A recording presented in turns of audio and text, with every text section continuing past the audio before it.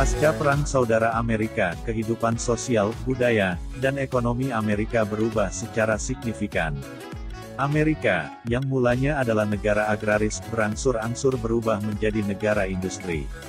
Penemuan-penemuan dan akses pendidikan yang luas, menyebabkan negara ini lambat laun menjadi negara adidaya, dan mulai diperhitungkan di antara negara-negara lainnya.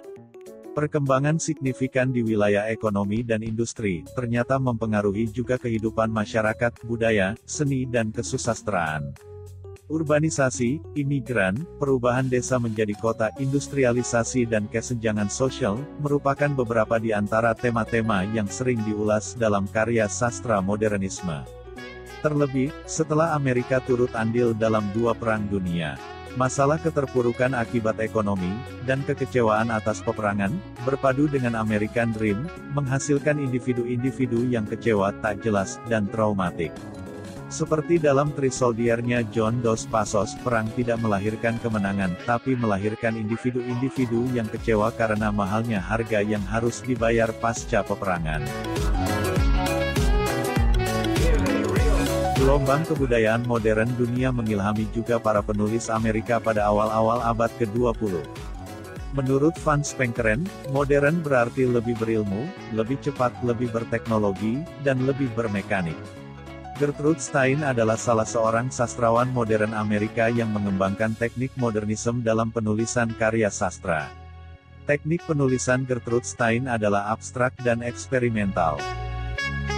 Using simple, concrete words as counters, she developed an abstract, experimental prose poetry. The childlike quality of Stein's simple vocabulary recalls the bright, primary colors of modern art, while her repetitions echo the repeated shapes of abstract visual compositions. Menggunakan kata-kata yang sederhana dan nyata, Stein mengembangkan prosa puitis yang abstrak dan eksperimental.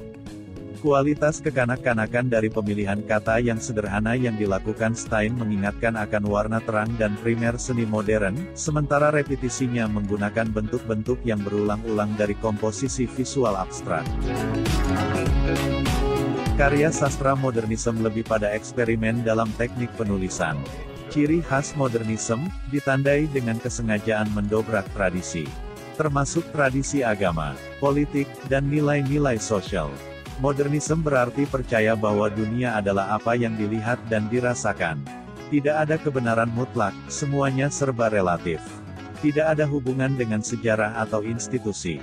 Pengalaman yang dirasakan adalah keterasingan, kehilangan, dan putus asa. Modernisme juga bermakna selebrasi individu dan kekuatan dari dalam. Hidup adalah sebuah ketidakteraturan, fokus pada alam bawah sadar. Sehingga, salah satu teknik yang dikenalkan pada aliran modernisme adalah stream of consciousness.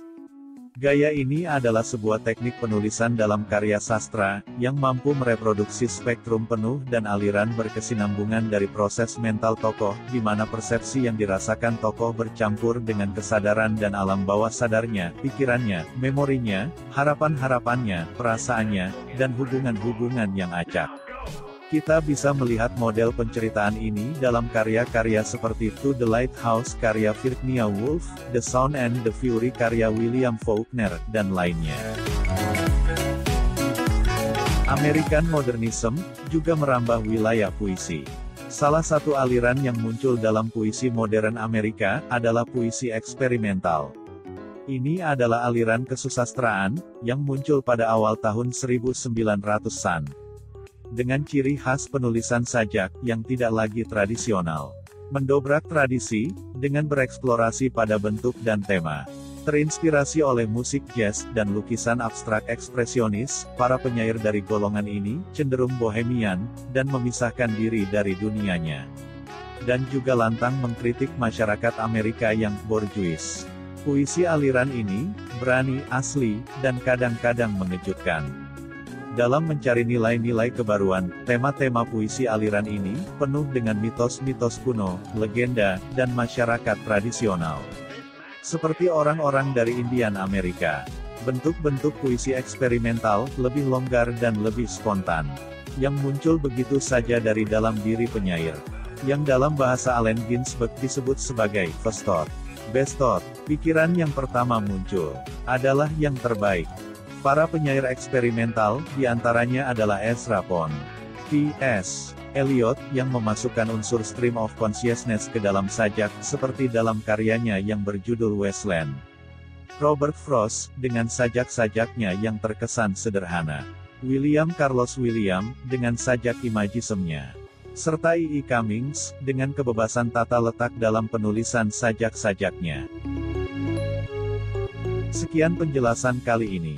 Mudah-mudahan bermanfaat. Sampai jumpa, dan terima kasih atas perhatiannya.